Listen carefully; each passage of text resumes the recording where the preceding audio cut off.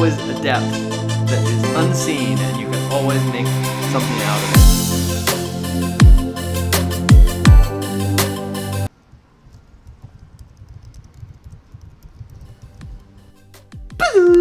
Sorry, I'm realizing the gum's not really good, but yeah, maybe the next video I won't.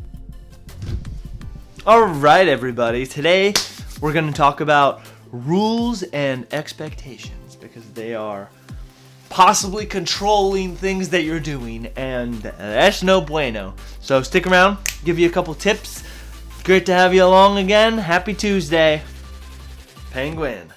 4 years ago, I started a master's degree in geology in the Bay Area, and when I started it, I made this rule for myself. I said, Colin, you will not get a 40-hour work week job until you have completed your master's program.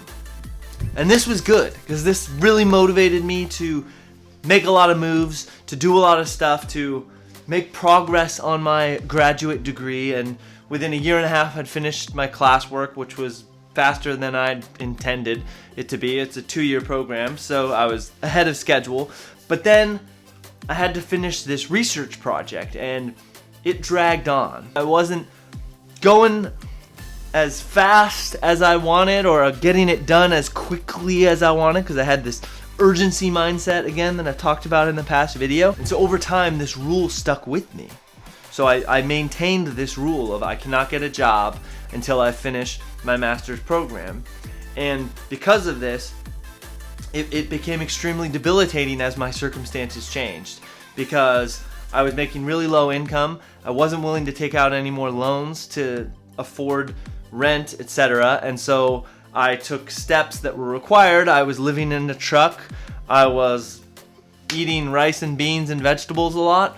And as the program dragged on, it just became an extremely ineffective way to reach my goal of getting my master's degree completed. And so what started as a useful rule for myself, something that was kind of empowering and really got me to make quick moves, hard and fast moves initially during my program, that ultimately became something that was very debilitating as my circumstances changed. So fast forward to 4 years in the program, I'm no longer in a very positive place, and I maintain this rule of I cannot get a job because I'm not done yet. It took me getting a coach who was able to kind of pose the question, hey, why don't you just get a job? Is that a problem? And kind of digging into that a little bit, because I found that when you have a rule, you really defend it, especially if it's been there a while.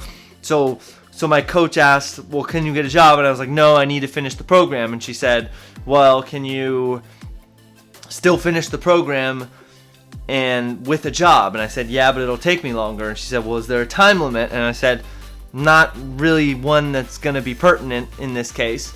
And so she challenged my rules, and over time we were able to break through that rule, and I started making moves in a different direction. I was able to commit to looking for a job, and then we'll talk about some of the tools that I used to help me do that in the next video. But basically, I just didn't want to live by that rule anymore. I decided to start looking for a job. I got a job, and then I was able to finish my master's degree.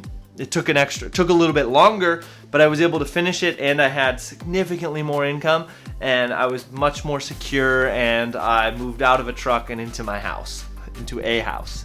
And so I might challenge you to look at your life and see if there are any rules that you've set for yourself.